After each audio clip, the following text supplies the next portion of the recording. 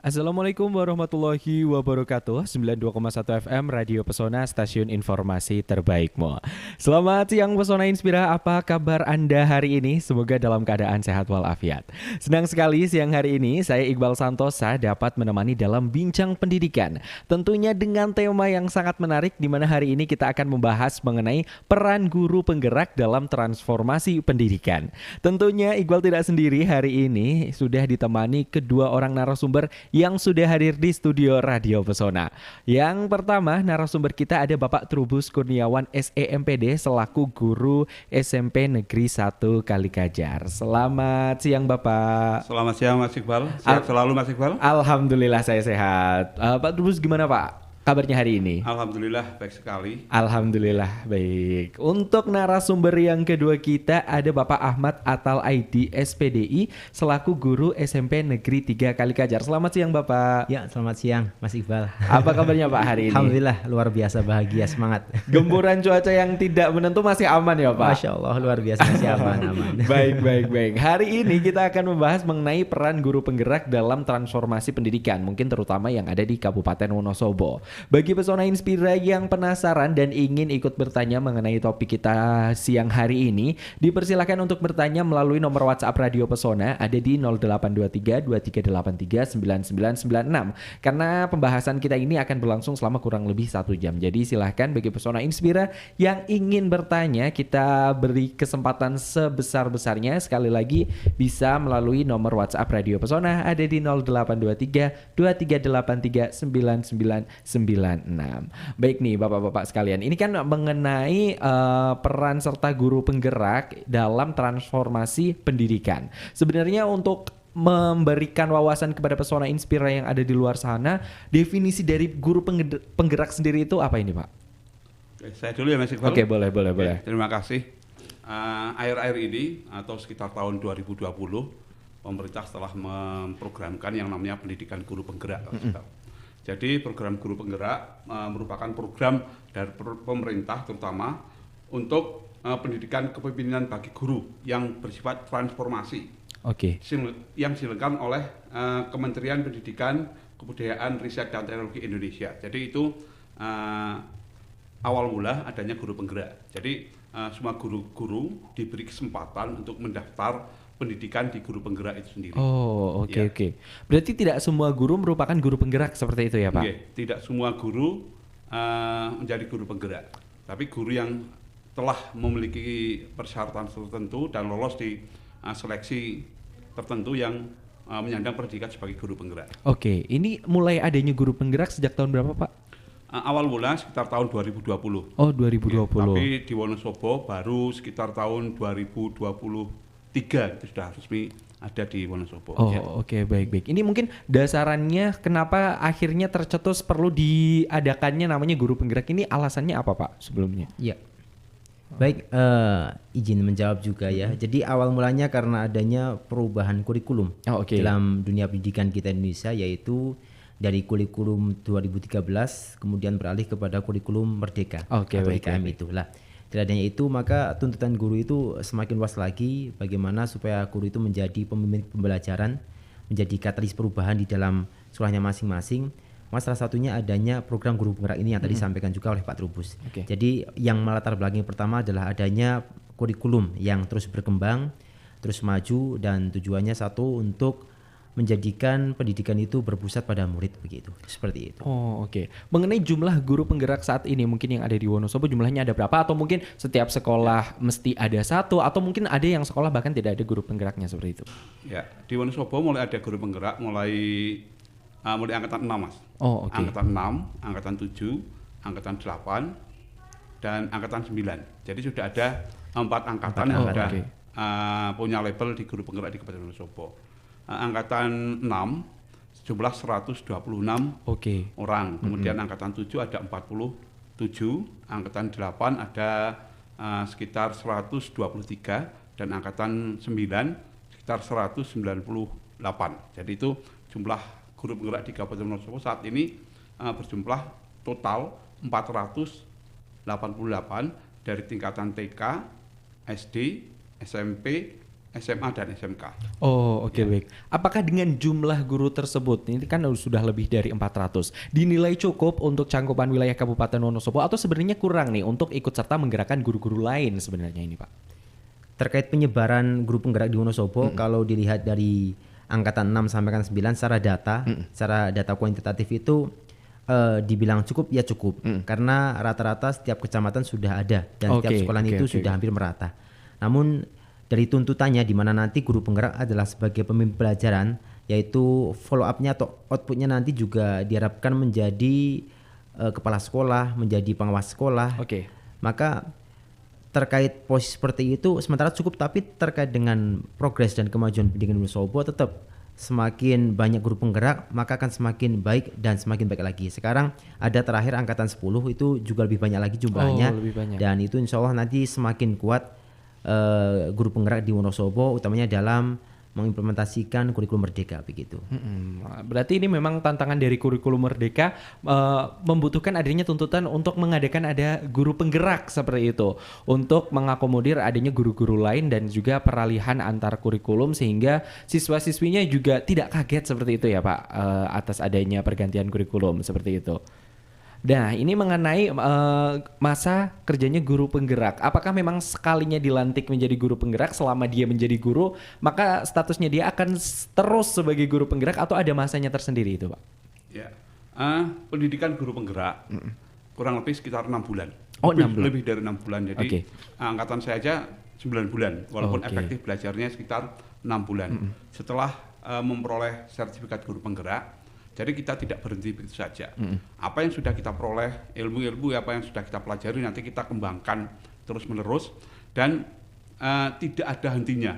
Tidak ada masa berakhirnya guru penggerak. Selama kurikulum masih berlaku, selama beliau tersebut masih menjadi guru, dia berupaya untuk menggerakkan dirinya sendiri dan menggerakkan komunitas yang ada. Gitu. Baik. Karena ini Mas Iqbal, nambahi aja ya, karena guru penggerak itu kan slogannya kan tergerak. Pertama, yang menjadi guru penggerak biasanya itu tergerak dulu, tergerak dulu inisiatif dari hatinya. Diri sendiri seperti itu. Kalau sudah tergerak baru bergerak, mau bergerak untuk aktif menggali ilmu sebanyak-banyaknya, seluas-luasnya, kemudian baru menggerakkan. Makanya besar harapan nanti guru-guru penggerak ini juga bisa menggerakkan teman-teman di sekolahnya yang belum menjadi guru penggerak supaya ilmu yang didapatkan dalam proses pendidikan guru penggerak juga bisa mereka tularkan dan juga sampaikan kepada teman-teman yang mungkin belum berkesempatan untuk menjadi guru penggerak. Mengingat dalam pendidikan guru penggerak kita juga banyak sekali kegiatannya dan tahapannya. Ada yang kegiatan luring, yaitu kita mempelajari kita langsung tatap muka dengan PP-nya, pengajar praktik. Kemudian ada juga daring, kita juga melalui Google Meet, kemudian mempelajari secara mandiri dengan materi-materi yang luar biasa, sangat-sangat bagus ya. Jadi memang sangat kompleks sekali materi dan juga cangkupannya yang memang harus dikuasai oleh guru penggerak begitu Mas Iqbal. Berarti tadi kan ada proses pendidikannya 6 sampai 9 bulan seperti itu Pak. Ini yang dipelajari selama 6 sampai 9 bulan kira-kira apa saja, tahapannya apa saja? Kok bisa memakan waktu yang bisa dibilang cukup lama juga 6 sampai 9 bulan seperti itu? Ya, konsep pembelajaran di guru penggerak memakai sistem daring dan luring Mas. Jadi secara langsung dan melalui jaringan. Jadi kita menggunakan seperti itu. Ada 3 modul yang harus dikuasai oleh guru penggerak. Dalam modul-modul tersebut ada yang namanya kegiatan pendampingan individu, loka karya maupun aksi nyata. Aksi nyata tersebut merupakan apa-apa yang telah dilakukan oleh guru penggerak selama memperoleh ilmu. Jadi ketika kita belajar tentang filosofi pendidikan, terutama filosofi pendidikan Ki Hajar Dewantara. Jadi harus mempraktikkan secara langsung bagaimana filosofi tersebut benar-benar masuk kepada guru penggerak sendiri, terutama pendidikan yang berpusat pada murid sesuai dengan kodrat alam dan kodrat zaman. Itu awal mula kita belajar itu terlebih dahulu. Jadi perkembangan murid atau peserta didik harus disesuaikan dengan kodrat alam dan kodrat zaman. Jadi apa-apa yang menjadi dasar, apa-apa yang ada pada diri anak tersebut dalam tumbuh berkembang harus disesuaikan dengan kondisi lingkungan sekitar, kondisi alam dan sebagainya. Itu materi yang benar-benar awal dari kita yang harus kita kuasai. Kemudian setelah materi dikuasai juga ada materi lain, terutama di kepemimpinan pembelajaran. Kepemimpinan pembelajaran itu sendiri bagaimana seorang guru penggerak bisa memimpin dirinya atau membuat dirinya melupakan perubahan-perubahan atau transportasi. Kemudian setelah itu baru kita menggerakkan ke komunitas-komunitas belajar yang ada dalam kita. Itu materi-materi yang kita peroleh. Dan satu lagi Mas Iqbal yang menarik ini di dalam guru penggerak, ini juga termasuk salah satu dari aspek dari kurikulum Merdeka ya, bahwa kalau selama ini mungkin kita di sekolah tahunnya belajar ya udah guru menyampaikan secara umum. Betul. Secara umum apapun materinya semua murid diharapkan untuk bisa menerima dan menguasai. Lah dengan adanya guru penggerak ini juga ada salah satu juga materi di mana di situ guru dituntut dan juga diharapkan untuk bisa mengakomodir semua siswa sesuai dengan kemampuannya masing-masing. Istilahnya adalah pembelajaran berdiferensiasi.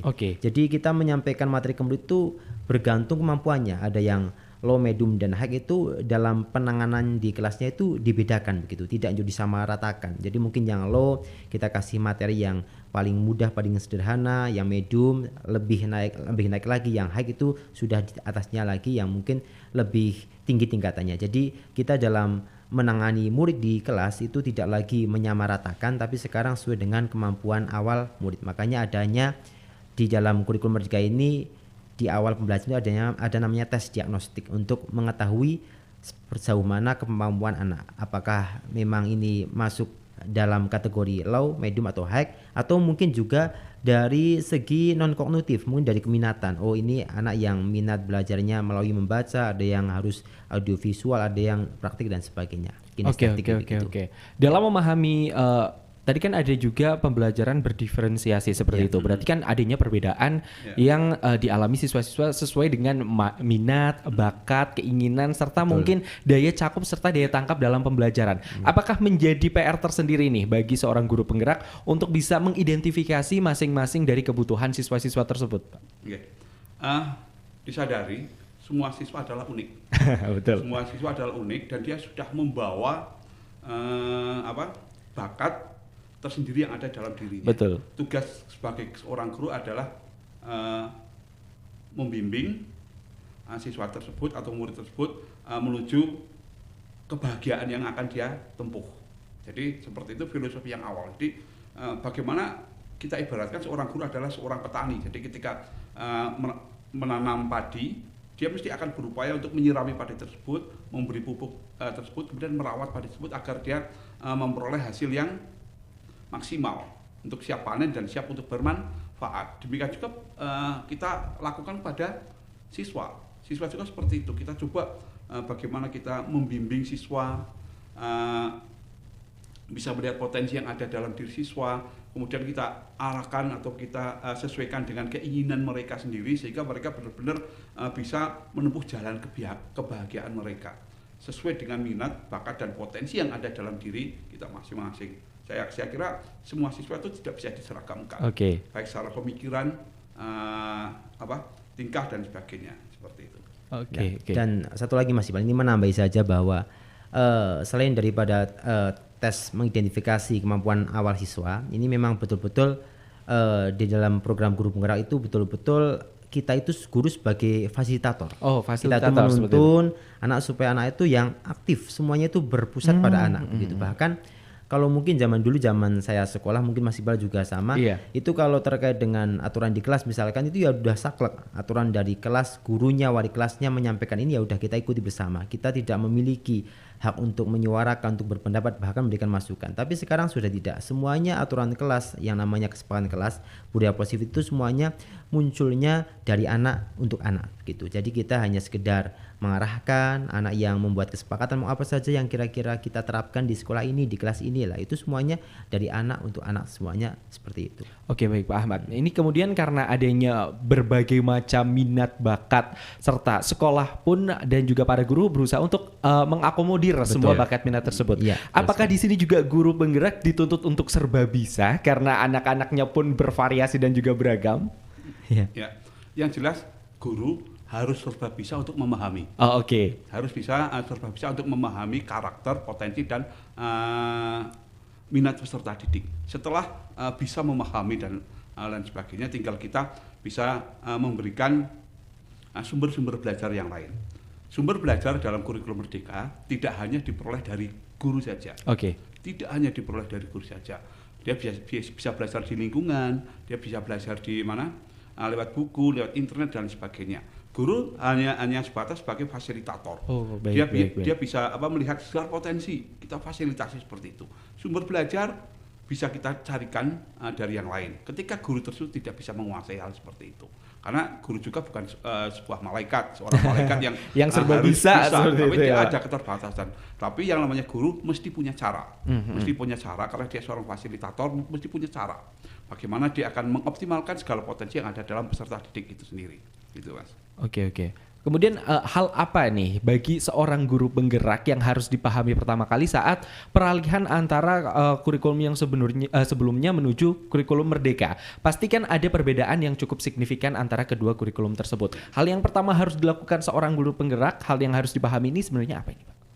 Ya, perbedaan antara kurikulum 13 dan kurikulum Merdeka sendiri salah satunya adalah penanganan kita terhadap peserta didik. Ya.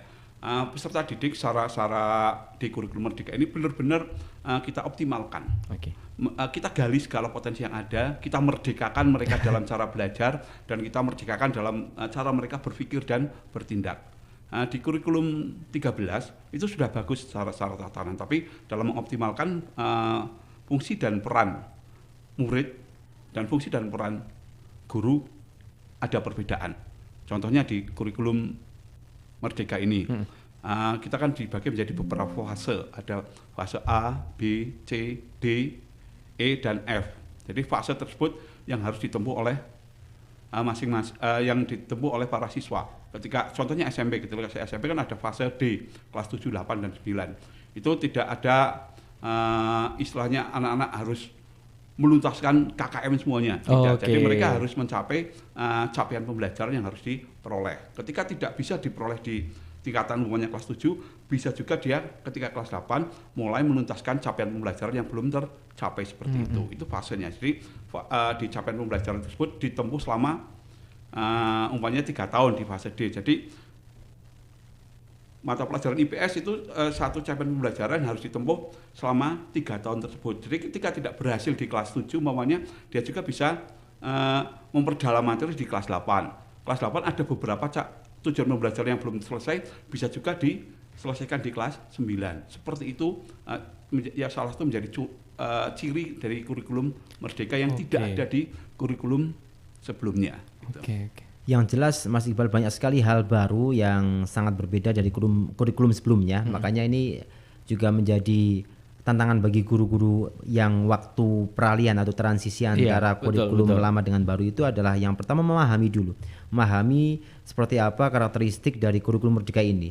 Harus memahami, kemudian kita juga disediakan berbagai macam pelatihan mandiri untuk mengetahui lebih dalam terkait dengan kurikulum Merdeka itu, dan semuanya itu banyak sekali aksesnya dan juga sarananya. Hanya saja yaitu tadi guru itu kembali mau apa tidak, karena tidak semua guru itu tergerak gitu. Makanya adanya guru penggerak ini kan juga harapannya seperti itu. Makanya guru penggerak waktu awal-awal pendaftaran memang sangat ketat dari prosesnya pendaftaran hingga ditentukan untuk menjadi guru penggerak atau lolos pendidikan. Itu memang proses yang panjang dan memang tidak semua guru itu bisa itu. Makanya hal ini ya yang menjadi PR kita guru penggerak, bagaimana supaya teman-teman guru lain yang belum mendapatkan rangkaian materi dari guru penggerak, rangkaian kegiatan-kegiatan dalam guru penggerak itu juga bisa tertransformasikan kepada beliau-beliau seperti itu. Oke, baik. Tadi juga sempat disinggung bahwa seorang guru, terutama guru penggerak, juga harus mampu menampung aspirasi-aspirasi ataupun pendapat-pendapat dari para muridnya.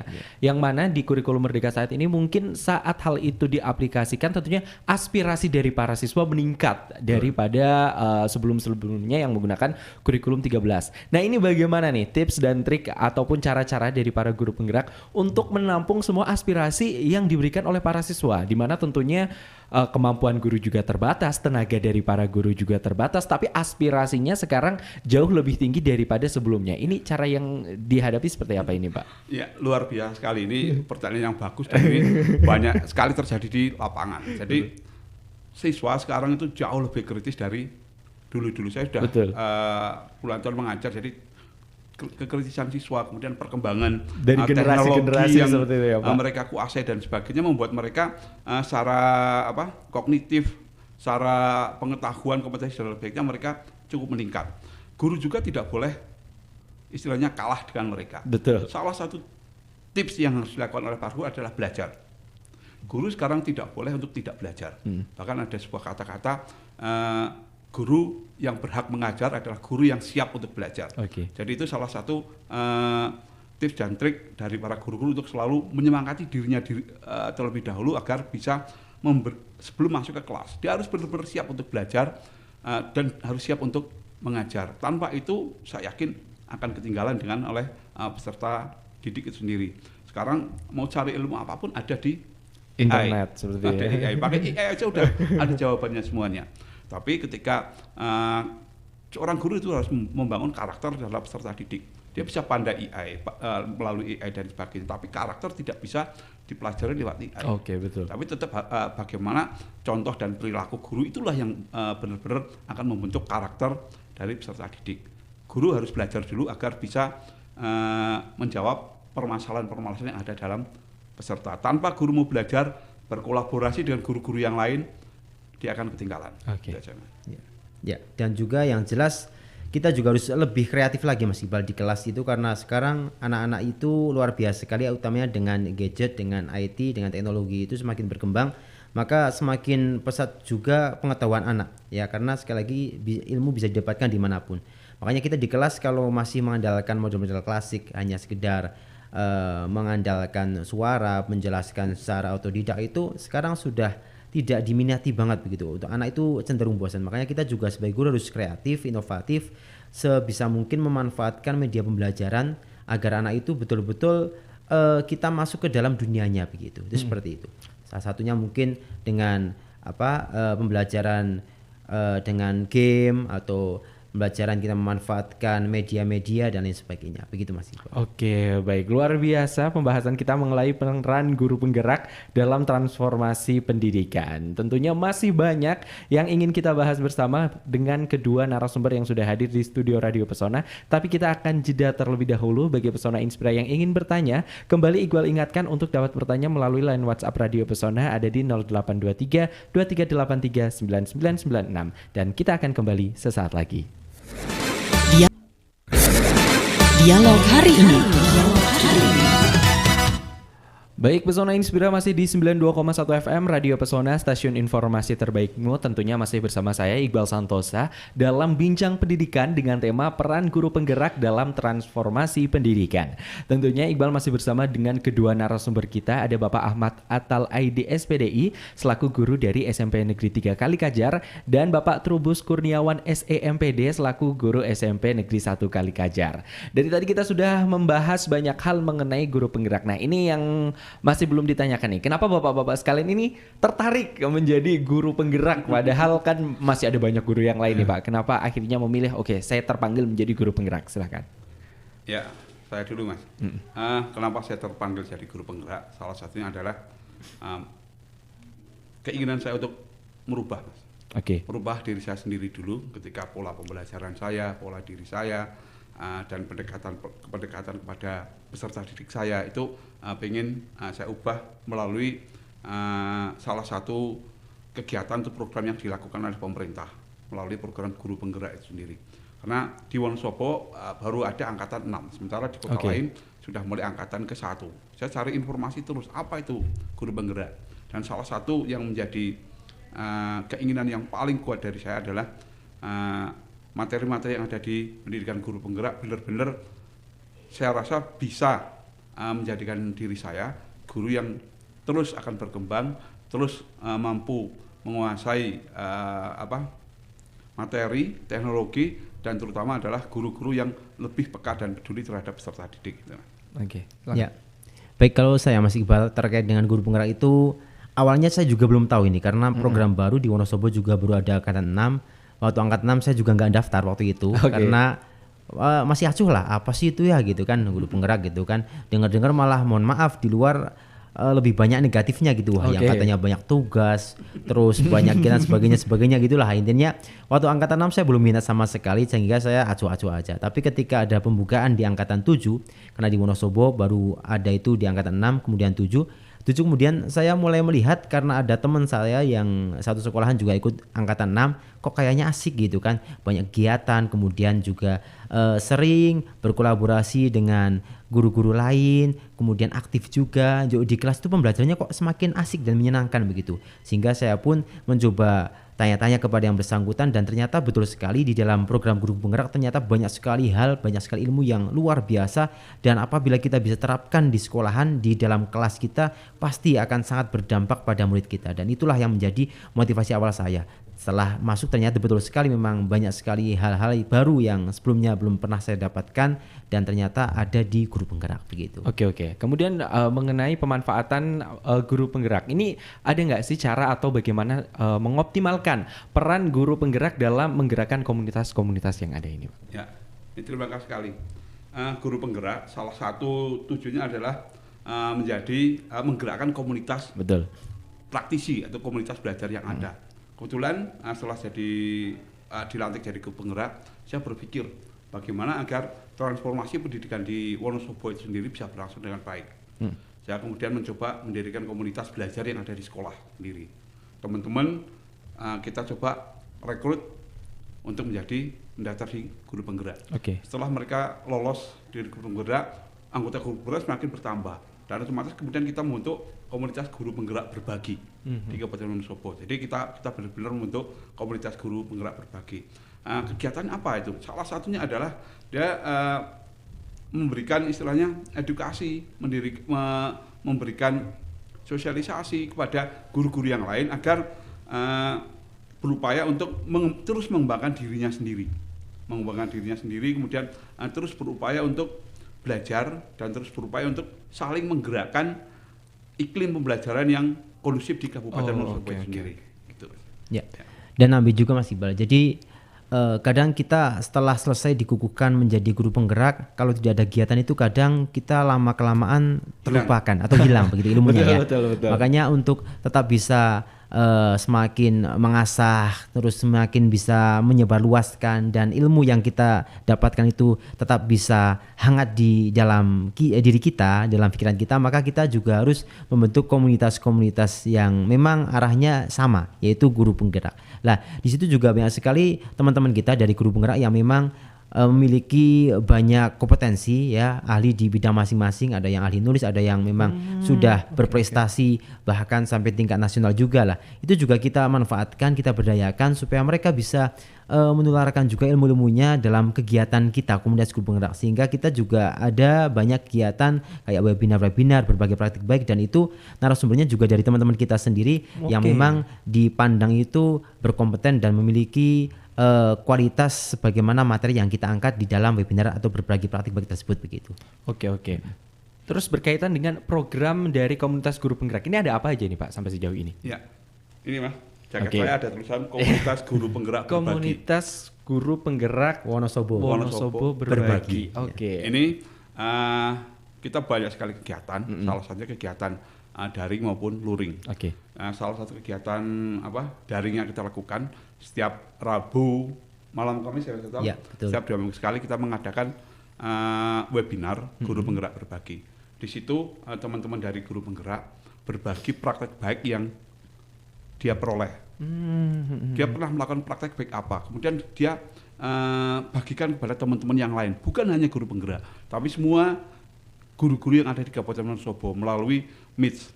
Luar biasa sekali antusias ketika kita Meet, siaran Meet saja 250 peserta lewat Meet. Kemudian ikut di YouTube kurang lebih sekitar 500-an. Itu kegiatan bukan hanya di Kabupaten Wonosobo, tapi sudah mencakup ke bahkan sampai Papua, wilayah-wilayah lain seperti karena itu ya, sudah luar biasa sekali. Itu salah satu program kita, namanya Guru Penggerak Berbagi, lewat edisi daring.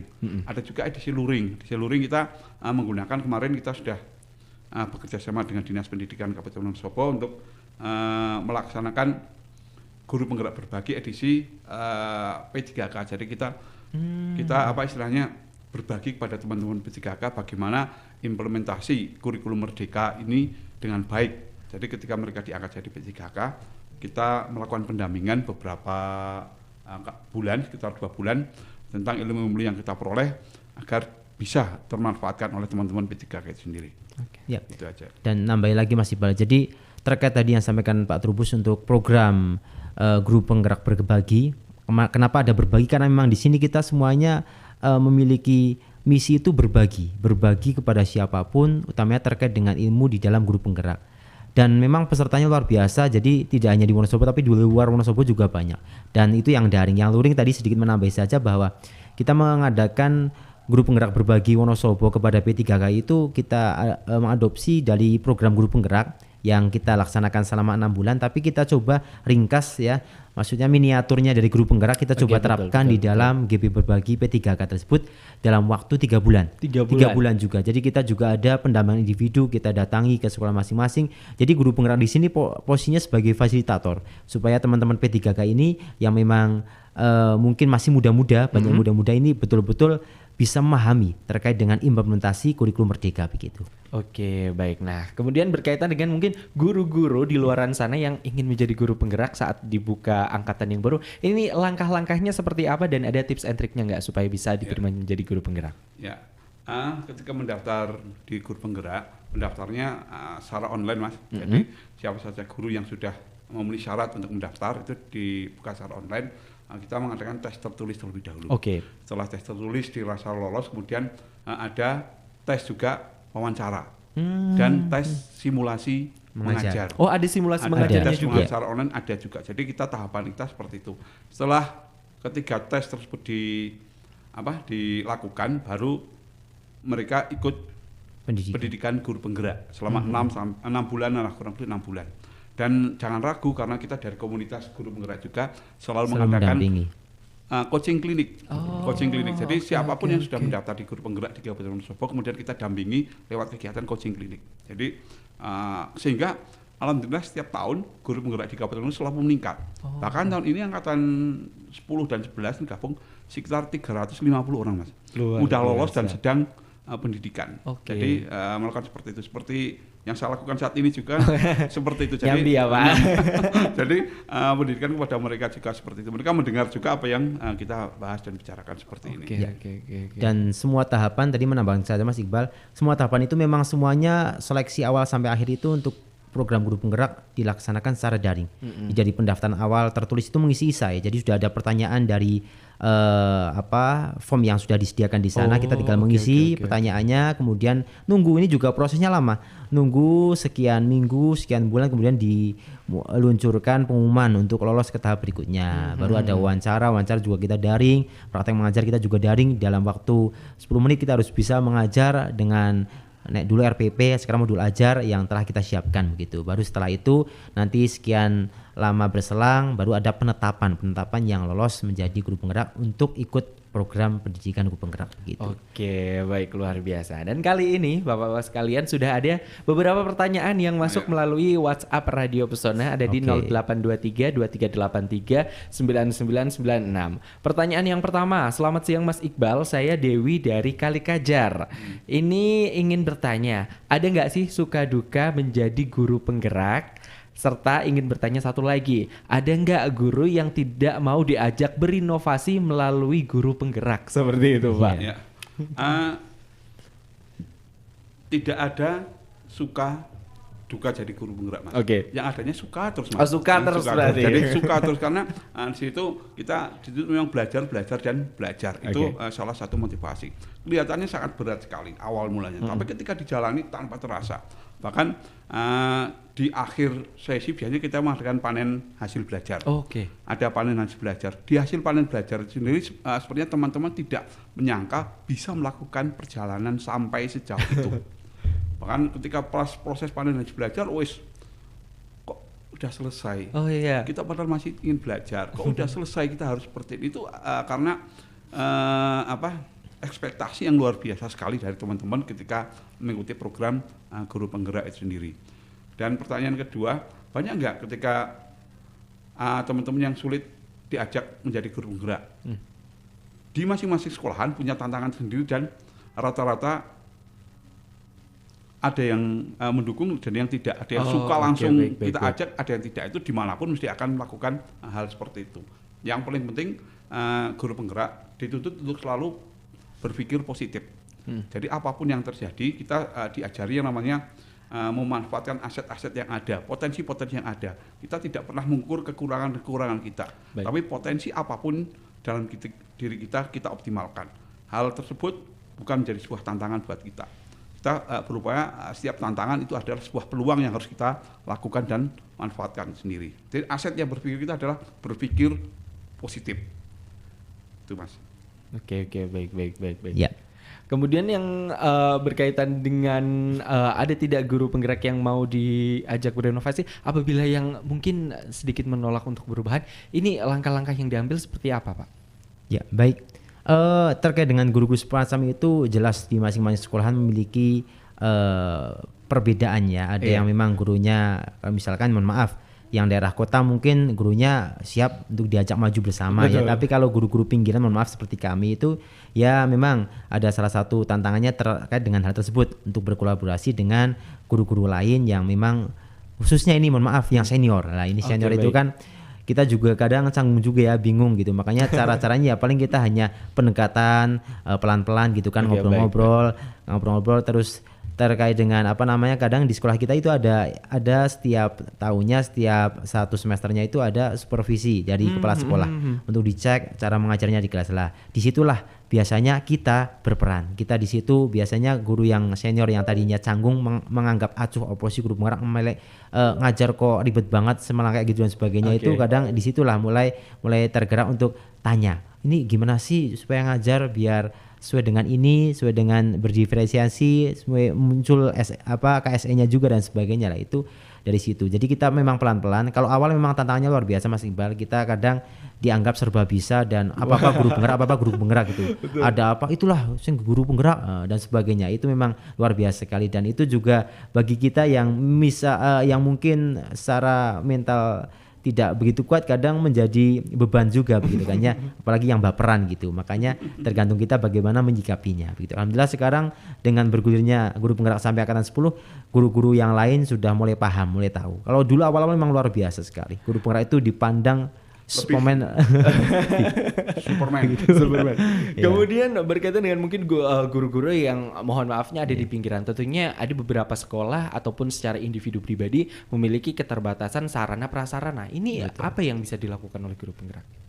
Ya, sarana dan prasarana baik di pinggiran dan enggak itu sekarang bisa diatasi semuanya Mas. Jadi ketika pembelajaran kita kan ada luring, ada daring. Betul. Ketika kesulitan sinyal dan sebagainya, nanti di LMS juga bisa dikerjakan ketika kita sudah turun.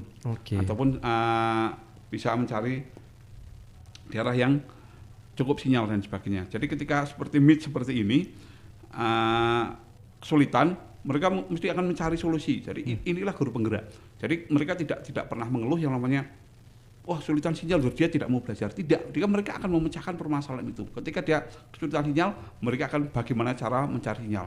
Ada yang sampai pasang wifi tersendiri, ada yang sampai Meet sambil cari sinyal ada juga. Jadi berbeda-beda cara mereka. Guru yang baik itu harus guru yang punya solusi seperti itu. Dan solusi tersebut bisa dilaksanakan. Salah satunya ketika kita sulitan jaringan, kita bisa belajar mencari tempat yang ada jaringan dan bisa mengerjakan tugas-tugas di bawah atau di tempat tertentu yang ada jaringannya. Karena kita pakai sistem daring dan luring. Jadi penugasan seperti itu. Oke, baik. Kemudian pertanyaan yang kedua kali ini. Siang Kak, saya Titi di Jaraksari. Ingin bertanya, bagaimana perbedaan kualitas peserta didik sebelum dan sesudah adanya guru penggerak? Apakah ada perbedaannya seperti itu? Silakan. Ya, baik. Terima kasih. Ini yang saya rasakan langsung di sekolah kami. Ini saya tidak berkaca dari teman-teman lain. Saya juga tidak memahami satu persatu secara persisnya gitu. Tapi di sekolah kami ini yang saya laksanakan dan saya alami sekali gitu. Jadi perbedaan peserta didik dari sebelum kami menjadi guru penggerak dan setelahnya itu sangat berbeda Mas Iqbal. Kita contohkan dulu sebelum kita kenal guru penggerak dan kita memahami terkait dengan kurikulum merdeka, ya udah kita masuk kelas, ya kadang ada anak yang antusias, kadang ada anak yang biasa aja cuek gitu kan ya, selesai pembelajaran ya udah selesai aja gitu. Tapi sekarang di dalam program guru penggerak kita juga banyak sekali melakukan inovasi dan juga kreativitas di dalam proses pembelajaran, sehingga hal itu menjadikan anak-anak itu tambah semangat. Ini contoh kata, saya kalau masuk kelas itu anak itu sudah bahagia, wah Pak Atal gitu. Karena apa? Saya itu kalau dulu waktu sebelum ada guru penggerak saya ngajar ya biasa, tapi sekarang saya berusaha setiap mau ngajar itu tak kasih ice breaking di awal. Ini yang menjadi daya tarik dan anak-anak itu menjadi semangat gitu. Orang ketang opo gitu, walau hanya sedikit apa-apa nyanyi dan sebagainya, itu anak menjadi semangat. Terus di akhir pembelajaran pasti saya juga menyampaikan dan menyanyikan bagaimana anak-anak, apakah hari ini bahagia, senang dan sebagainya gitu. Ya senang gitu dan sebagainya. Patah hati Pak. Gitu. Terus juga di awal itu kan mesti anak-anak juga kita tanyakan ya, bagaimana perasaan kalian sekarang anak-anak, apakah bahagia, sedih, ada yang galau lah, itu kan kita juga bisa mengetahui emosi anak-anak. Oh ada yang memang anak lagi sedih nih, sedihnya kenapa? Oh tadi dikasih uang saku segini toh Pak. Nah, ada juga yang lain lah. Itu juga salah satu hal yang menarik di dalam pembelajaran, makanya sekarang lebih komunikatif. Betul. Lebih interaksi kita kepada anak juga lebih lagi, dan anak betul-betul semuanya sekarang berubah 180 derajat. Betul-betul anak merasa sangat bahagia, nyaman dan semakin bersemangat di dalam pembelajaran begitu. Ya, nambah sedikit ya Mas. Sekarang pembelajaran itu benar-benar menghargai murid. Sebelum pembelajaran, kalau dulu mungkin belum kepikiran, mesti saat ini sudah ada yang namanya kesepakatan belajar Mas. Kesepakatan kelas itu di awal. Jadi kesepakatan kelas itu di awal disampaikan antara guru dan murid. Itu ada.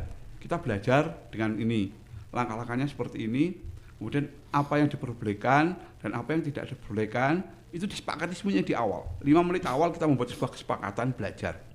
Itu luar biasa. Jadi ketika kita membuat kesepakatan belajar itulah kita bisa melihat suara murid seperti apa kepada para guru, keinginan murid seperti apa kepada guru. Itu yang pertama. Kemudian di akhir pembelajaran mesti ada yang namanya refleksi. Betul. Refleksi itu apa? Refleksi itu pengalaman belajar apa yang sudah diperoleh oleh murid.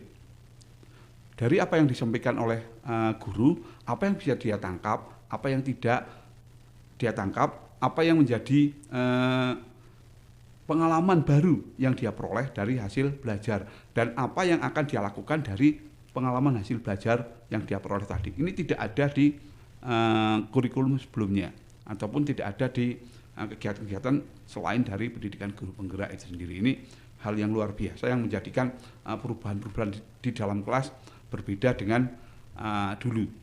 Ini. Oke, baik, luar biasa sekali pembahasan kita siang hari ini. Mungkin karena kita juga sudah kehabisan waktu mengenai bincang pendidikannya, mungkin sebagai pertanyaan terakhir dan juga sebagai closing statement dari bapak-bapak sekalian, mungkin harapannya untuk guru penggerak yang ada di Kabupaten Wonosobo ke depannya seperti apa? Silakan, Pak. Ya, guru penggerak di Wonosobo, saya ibaratkan, seringkali saya katakan kepada teman-teman, adalah kumpulan para bintang-bintang. Kumpulan dari para bintang-bintang. Dari kumpulan para bintang-bintang tersebut akan menjadi sebuah kekuatan yang berarti apabila dia akan berkolaborasi. Kolaborasi yang paling baik adalah kolaborasi yang dengan kerendahan hati dan kolaborasi yang akan saling berbagi. Itu harus dilakukan, karena apapun yang kita lakukan, endingnya muaranya adalah peserta didik atau murid. Gitu aja. Terima kasih. Kalau harapan saya kepada teman-teman guru penggerak di Wonosobo dan seluruh saja di Indonesia, semoga teman-teman guru penggerak senantiasa bisa membawa dampak positif dan bisa menghasilkan perubahan yang nyata di sekolah selamanya. Oke, luar biasa sekali.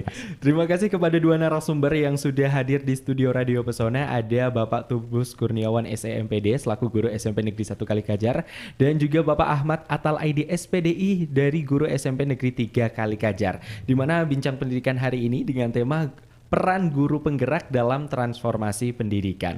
Sampai jumpa pada bincang pendidikan selanjutnya dengan tema yang tidak kalah menarik. Untuk edisi kali ini, saya Iqbal Santosa pamit undur diri. Wassalamualaikum warahmatullahi wabarakatuh.